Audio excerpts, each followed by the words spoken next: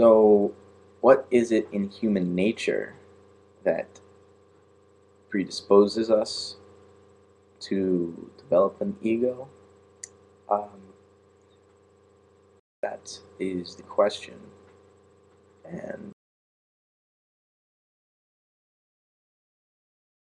in human beings, what we see happening is spirit that's been lying dormant in nature, but not so dormant that it hasn't evolved plants and animals and these higher life forms, but dormant in the sense that it hasn't been able to express itself until it molded itself into humans and created this face with these senses and this mouth that can speak and these eyes that can see and ears that can hear and these hands that can type and draw and build. Nature seems to be compelled to express itself. And if we just look at human evolution,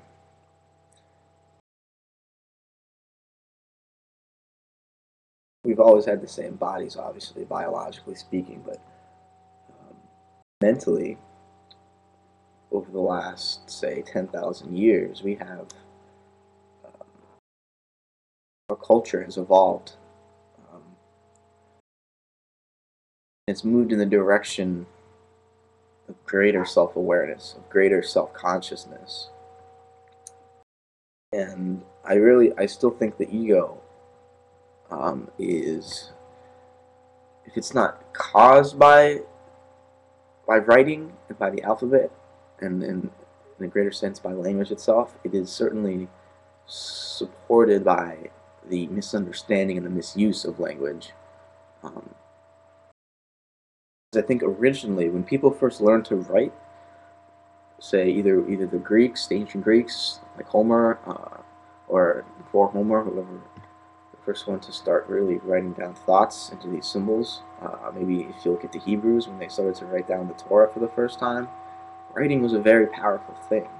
And as you wrote what a voice was speaking to you, and the voice was God. And when you read the voice back again off the page, it became God once more, because they didn't have huge libraries of texts. They didn't have all these billboards around them. They didn't have letters and words all around them in their lives, so they weren't used to them. So when they saw them, the words spoke to them. And I think that sense of the word speaking to you created that communal ego that I was talking about, where you don't feel like you have control over the language, you don't express yourself, you have this higher voice or God or this higher spirit expressing itself through you. And at that point, the ego isn't localized for me here. That probably happened. I mean, it's tough to give pick a dates, but education became more widespread. More people are learning to write. I'm thinking the after the Middle Ages in Europe, more people are getting an education. The state structure has started to cement itself, and people are developing the ability to express themselves, articulate themselves, and the printing press comes out, and all of a sudden, this information is easier to disperse throughout society at quicker rates, and more people can read a copy of the same book at the same time than before, when it was just copied by monks and there were 3 copies of every book. Now there's hundreds and hundreds of copies of every book, thousands of copies of every book, and people start to gain more control over what they say and how they express themselves.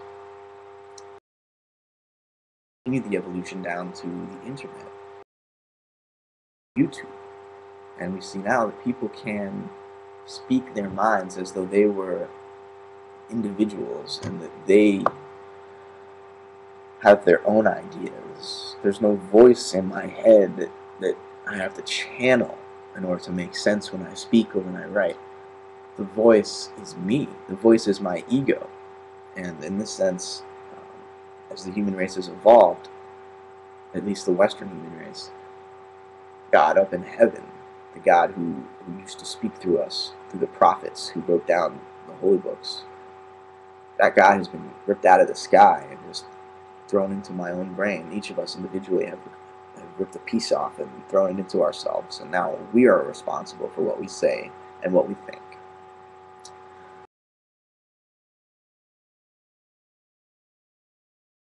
So the ego is this sublimated God or something to that effect.